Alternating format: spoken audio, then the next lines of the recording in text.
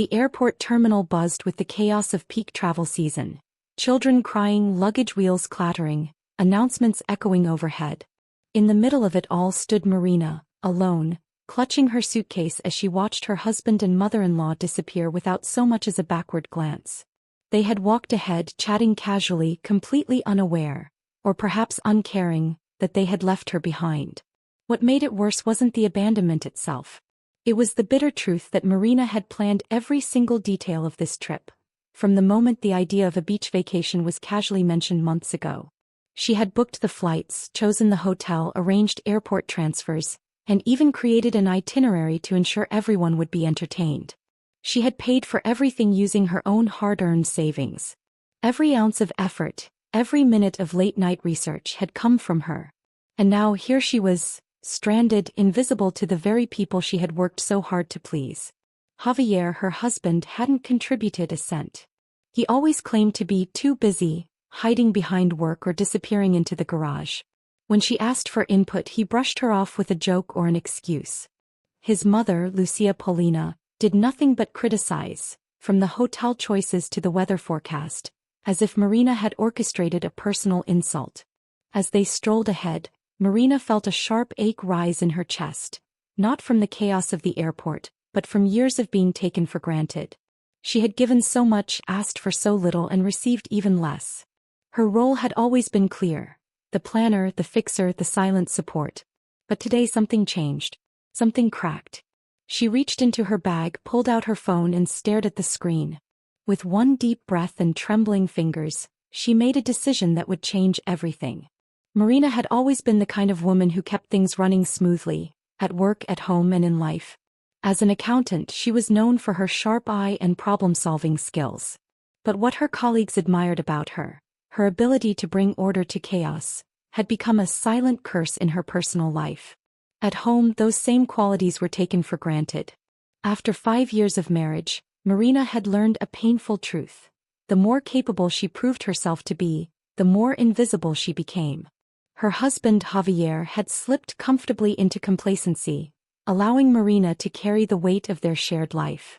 Bills, appointments, holidays, family matters, he assumed she would handle it all without question. And she did. She took care of everything behind the scenes while he basked in the illusion of ease.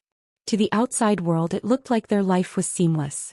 But behind that smooth exterior was Marina's constant effort, fueled by sleepless nights and silent sacrifices. Javier rarely offered help. When she asked, he'd wave her off with a casual, "You're better at this stuff anyway." Then he'd vanish into his garage or scroll mindlessly through his phone. His mother, Lucia Paulina, added her own brand of pressure, constant criticism masked as concern. "You forgot the passports, didn't you? Are you sure the insurance is valid? In my day we didn't need all this fuss." Together they made a perfect team, Marina's weight to carry. She had convinced herself this was love. That caring for others meant erasing herself. That being a good wife meant fixing everything quietly, efficiently, and without recognition. But deep down she was exhausted. Not just physically but emotionally. She was tired of being the unthanked planner, the silent helper, the one who always had it handled. Something inside her had begun to stir, a question she hadn't dared ask before. What if I stopped? Marina had hoped, foolishly perhaps, that this trip might bring some sense of connection. A small reward for years of silent dedication. But the signs were always there. Javier never lifted a finger, not even in the planning stage. When she asked for help booking flights or choosing activities, he'd shrug, saying, "You're better at that stuff." He always had an excuse: work, friends, or his endless tinkering in the garage. And his mother, Lucia Paulina? She was worse. From the moment they got in the taxi to the airport, Lucia began her usual routine of criticisms. "Are you sure you packed the passports, Marina? What about the travel insurance? You know how forgetful Javier is." Javier sat silently, glued to his phone, offering no support. His silence was a quiet approval of his mother's constant jabs. At the airport, Marina tried to keep calm, but the weight of their entitlement was suffocating. The lines were long, the children were screaming, and Lucia complained non-stop. The noise, the wait, the lack of luxury. "We'll miss our flight," she declared, clutching her purse like a victim of war. "Javier, do something." And once again Javier turned to Marina like he always did. Can you check if there's a faster line? Mama's blood pressure is rising. Marina moved mechanically to the information desk, already knowing the answer. No exceptions. When she returned and explained, Lucia acted as if Marina had personally sabotaged the trip. You always mess things up. Couldn't you have planned better? Every word felt like a stone. Javier remained passive, only stepping in to defend her with a half-hearted, "She handles everything like a pro, right, darling?" But even that turned into condescension, as if Marina were a robot trained to serve. She felt small, erased, her contributions dismissed as trivial. And for the first time standing in that terminal, Marina felt something shift inside her. A quiet, burning anger. It whispered a truth she could no longer ignore. They didn't value her. They only used her. As the argument at the check-in counter escalated, something in Marina finally cracked. Lucia Polina was in rare form, demanding window seats, business class upgrades, and calling Marina's planning cheap and careless. When told by the airline agent that nothing else was available, Lucia turned on Marina with full theatrical fury. "You always botch things. Couldn't you have arranged this better?" she screeched, loud enough to draw stares from nearby travelers. Javier didn't help, he made it worse. "Come on, Marina," he said, exasperated. "Sweet talk the staff like you always do. You're good at that, right?" Sweet talk. As if her calm professionalism, her endless effort, her ability to keep everything together was just a trick. Something to be used, not respected. Marina stood still. Something in her face changed. A sharp stillness, like a door closing. "I'm sorry," she said to Javier, her voice colder than he'd ever heard it. "There are no other seats. I already asked." Javier frowned. "What's gotten into you? You're ruining everything. If you can't act normal, maybe you should just stay home." That was it. The moment. She looked at him, really looked, and saw not just the man she married but everything she'd been ignoring for years. The entitlement. The disrespect. The way he stood by and let his mother tear her down. The way he only saw her as useful, never as equal. "Fine," Marina said, voice steady. "I'll stay." Javier and Lucia froze. "What do you mean you'll stay?" Lucia shrieked. "You've gone mad." "You'll manage just fine without me," Marina replied, a strange calm settling over her. Javier laughed nervously. "Come on, stop being dramatic. We're going on vacation." "I'm not," Marina said. "I'm leaving. Alone." She turned on her heel, suitcase in hand, and walked away. She didn't run, didn't look back. For the first time in years, she wasn't reacting to anyone's needs, only responding to her own. In that moment, she didn't feel lost. She felt free. As Marina walked away from the check-in counter, she felt a strange stillness settle over her. The noise of the airport, the chatter, the announcements, the rolling suitcases, faded into a low hum. For once, she wasn't scrambling to fix anyone else's mess. She had made a choice and it felt powerful. He didn't hesitate. She walked straight toward the terminal exit, dragging her suitcase behind her, each step heavier with resolve. Behind her, she heard Javier calling out in disbelief. "Marina, enough of this tantrum. Come back. Ignore Mama. You know how she is." But she didn't stop. Didn't even look over her shoulder. "I know exactly what she's like," she muttered to herself. "And I know exactly what you're like too." Javier's voice rose behind her. "Stay if you can't behave." Marina smiled, a bitter, knowing smile. He had said those words before in different versions in countless situations. And now she was staying, but not in the way he expected. She paused only once, to watch Javier and Lucia still bickering, still trapped in their self-made world of entitlement and noise, disappearing into the security line, utterly unaware that she was no longer a part of it. They thought they had punished her. In truth, they had set her free. Outside the terminal, the air was warm and open. Marina pulled out her phone and opened her emails. First, she canceled the hotel booking. No explanations, no apologies. Just a few taps, erasing months of planning in seconds. The cancellation fees popped up, but she didn't blink. Freedom had a cost, and she was finally ready to pay it. Next, she canceled the airport transfer she'd arranged for Javier and Lucia. She imagined them standing bewildered at the arrival hall in Antalya, realizing no one was coming. A flicker of satisfaction warmed her, not out of spite but from the quiet justice of it all. Finally, Marina opened the airline app, not to cancel but to rebook. For herself. Business class. Window seat. This time the trip was hers alone. The plane landed in Antalya under a golden sun, and Javier and Lucia Paulina stepped into the arrivals hall completely unaware that their carefully curated world had just unraveled. Lucia, with her usual air of expectation, scanned the terminal for a driver holding their name on a placard.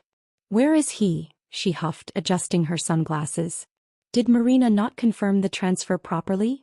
Javier, still believing Marina had everything under control, wasn't worried, until minutes passed with no sign of anyone. Growing impatient, Lucia marched to the information desk demanding answers. The clerk typed briefly, then looked up with practiced politeness. "The booking under your names was cancelled this morning." Lucia gasped. "Cancelled? By whom? This is outrageous." Javier approached, irritation creeping into his voice. "What's going on?" "No car. She cancelled it." Lucia snapped. Javier's face darkened. He pulled out his phone and called Marina. No answer. He sent a quick text. "Marina, where's our driver? What the hell is happening?" The message was marked delivered. Then, nothing. Anger flared. "She's throwing a fit over that airport scene," he muttered. "She's trying to punish us." Left with no option, they hailed a taxi. The driver's gruff attitude and lack of English only fueled Lucia's complaints. "It's sweltering and he's clearly lost. I told you she would mess this up." At the hotel, the final blow landed. The receptionist, calm but firm, explained, "I'm sorry, your reservation was cancelled this morning. We have no Seaview suites available." Javier slammed his hand on the counter. "We booked this months ago." "I can offer a small room with a courtyard view," the clerk offered. "A courtyard? This is unacceptable." Lucia shrieked. All nearby hotels were full. The few rooms available were far beyond their budget. Stranded, exhausted, and rapidly unraveling, Javier tried calling Marina again. Still nothing. He fired off another furious message. "Have you lost your mind? Did you do this on purpose? You'll pay for this." 2 blue ticks appeared. He had read it, and still said nothing. That silence cut deeper than any words. While Javier and Lucia spiraled into chaos in a foreign country, Marina was soaring above the clouds, in business class. She sat in a wide plush seat by the window, a glass of chilled champagne in hand. For the first time in years, no one was asking her for anything. No complaints. No guilt-tripping. Just peace. She gazed out the window, watching the clouds roll by like soft waves in the sky, and let herself breathe fully, deeply. Every detail of this new journey was hers. She had chosen it, and more importantly, she had chosen herself. The in-flight menu offered elegant options, and the attendants treated her with a kind of respect she wasn't used to. Not because she asked for it, but because she was simply seen. It was surreal. A small part of her expected guilt to creep in, to feel bad for abandoning the trip she had spent months planning, the family she had spent years pleasing. But instead she felt something else. Relief. A quiet, cleansing freedom that settled in her chest like a warm tide. She opened her phone and glanced at Javier's messages. They were as she expected. Furious, blaming, demanding. "You've ruined everything. Mama's a wreck. How could you do this?" She didn't reply. Instead, she marked them as read and put her phone away.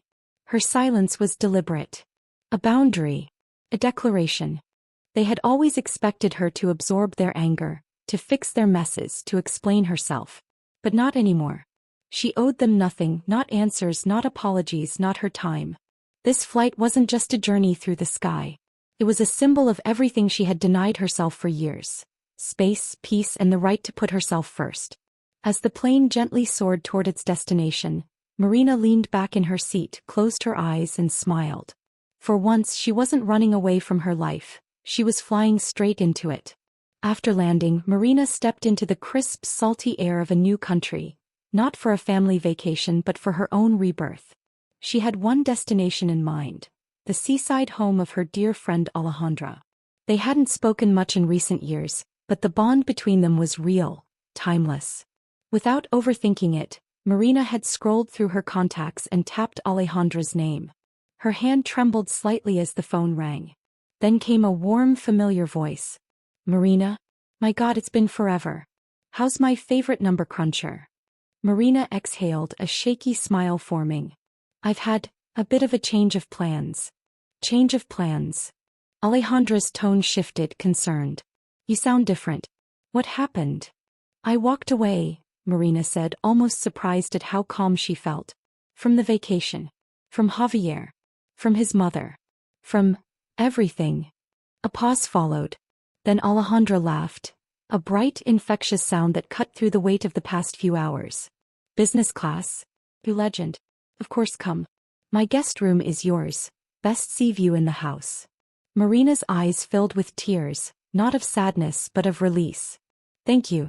You have no idea how much this means. You don't need to thank me. That's what friends are for. Text me your flight details, I'll be there. With the call ended, Marina stood still for a moment outside the airport, her suitcase by her side. 4 years she'd been the one waiting, holding signs, booking transport, worrying about others' comfort. Not this time. Now she was being welcomed, not out of obligation but out of love. She texted her flight info to Alejandra and booked a private transfer. No more crowded vans or snappy drivers. This arrival was different. It was hers. As she climbed into the car, Marina felt it clearly. Something had shifted. The past was still behind her, but it no longer held her down. Ahead was the sea, a friend, and a fresh beginning. As the taxi drove along the coastal road, Marina looked out the window, the blue sea stretching endlessly beside her.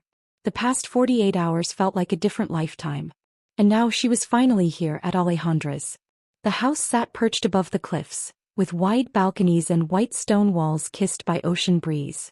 Alejandra greeted her at the door with open arms, her blonde hair tousled by the wind, her eyes sparkling with warmth. Well, how's the view treating you? She asked, handing Marina a cocktail with a playful grin. Marina stepped onto the balcony, the drink cool in her hand. The ocean shimmered under a fading pink sky, waves crashing gently below. It's like a dream I didn't even know I needed, she murmured. They sat together, the silence between them filled with comfort. Then Alejandra leaned in, her voice teasing, Now spill. Your texts were cryptic. I want the whole story. So Marina told her everything. It poured out of her like a storm breaking. Lucia Paulina's constant criticism, Javier's blind loyalty to his mother, the years of erasing herself to keep the peace, and the moment in the airport when she finally chose to walk away. I didn't even recognize myself anymore, Marina admitted. I was their fixer, their servant. I looked in the mirror and saw nothing. Alejandra's face softened. She reached over, gently squeezing Marina's hand. You didn't vanish. You were just hidden. No. Now you're coming back to life. A fragile but real smile crossed Marina's face. I don't even know what comes next. I've never done this, been on my own. Good, Alejandra said, leaning back. That means everything is possible. The sun dipped below the horizon, painting their faces with gold. Behind Marina, her phone buzzed, Javier's name flashing again. But she didn't look. Not tonight. Tonight was hers. And for the first time in years she wasn't afraid of the silence. He welcomed it. Back in Antalya, the air in Javier and Lucia Paulina's hotel room was thick with frustration, sweat, and silence. Javier sat on the edge of a sagging mattress, furiously typing another message to Marina. You've destroyed everything. Mama's falling apart. We're practically homeless. Fix this. He hit send, watching the message mark read. No reply. Only silence. Lucia lay on the adjacent bed, sobbing into a crumpled tissue. She was always too clever for her own good, she sniffled. I told you she wasn't right for our family. Javier snapped. You think this is helping? Where are we supposed to sleep, on the sidewalk? He ran a hand through his hair, eyes bloodshot. You drove her to this. She should have been more grateful, Lucia muttered. After all we've done for her. But even Javier couldn't convince himself of that anymore. He knew, deep down, Marina had been the glue, the quiet force holding everything together. The holidays, the bills, the schedules, the peace. She was the one who solved problems before they happened. And now that she was gone, they were lost. But instead of admitting it, he clung to blame because facing the truth meant facing himself. Meanwhile, on Alejandra's balcony, Marina sat barefoot with a light shawl draped over her shoulders. The night air was cool and salty, the stars above sparkling like quiet promises. A soft breeze lifted her hair as she sipped her cocktail, her heart beating not with fear, but possibility. She knew Javier was still messaging her. Her phone buzzed beside her on the table. She didn't flinch. There was nothing left to say. For years her voice had been drowned out by others' demands. Now in this silence she finally heard it again, her own thoughts, her own needs, her own dreams. Alejandra joined her, handing her a blanket. "You okay?" Marina smiled, tired but real. "I think I will be." Above the waves, the moon rose gently over the sea. And Marina, no longer anyone's shadow, leaned back and whispered to herself, "This is my beginning."